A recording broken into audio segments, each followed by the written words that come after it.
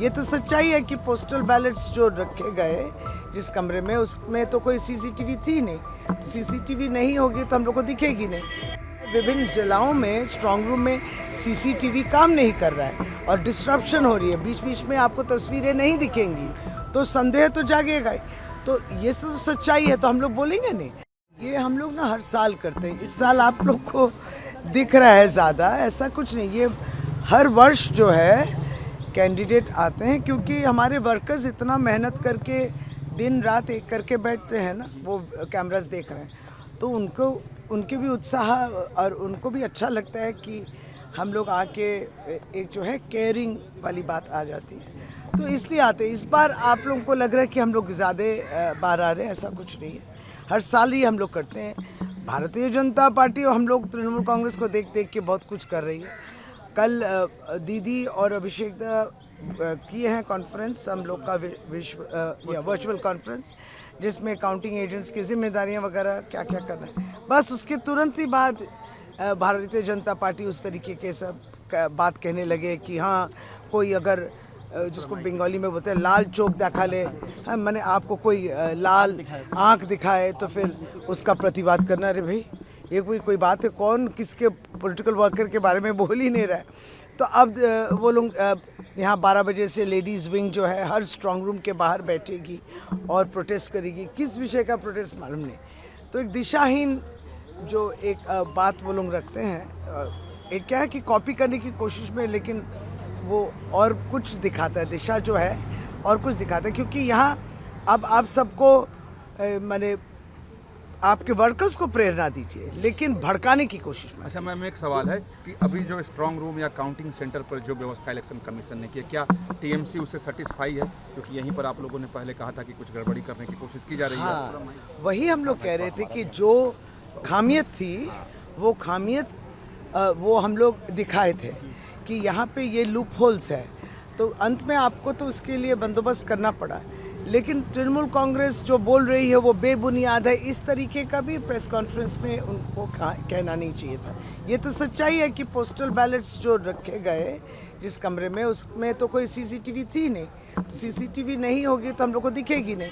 ये भी सच्चाई है, विभिन्न जिलाओं में स्ट्रांग रूम में सीसीटीवी काम नहीं कर रहा है और डिस्ट्रप्शन हो रही है, बीच बीच में आपको तस्वीरें नहीं दिखेंगी तो संदेह तो जागेगा ही। तो ये तो सच्चाई है, तो हम लोग बोलेंगे नहीं।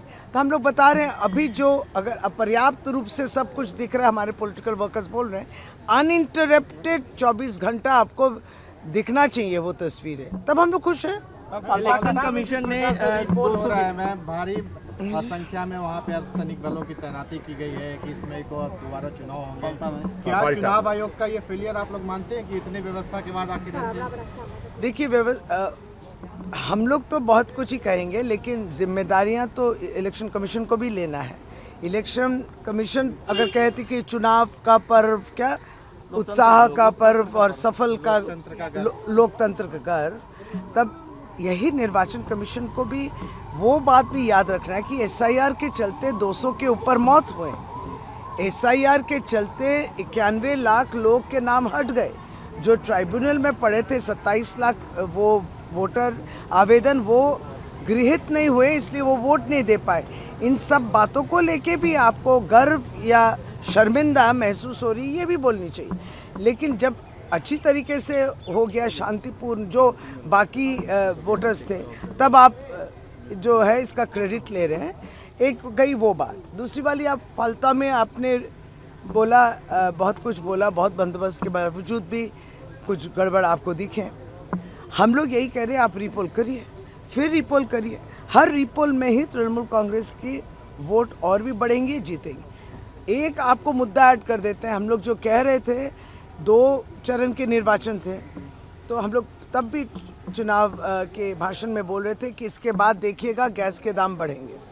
तो इन लोग को तो अंदाज़ा नहीं था कि रिपोल होगा, तो लेकिन रिपोल करना पड़ा।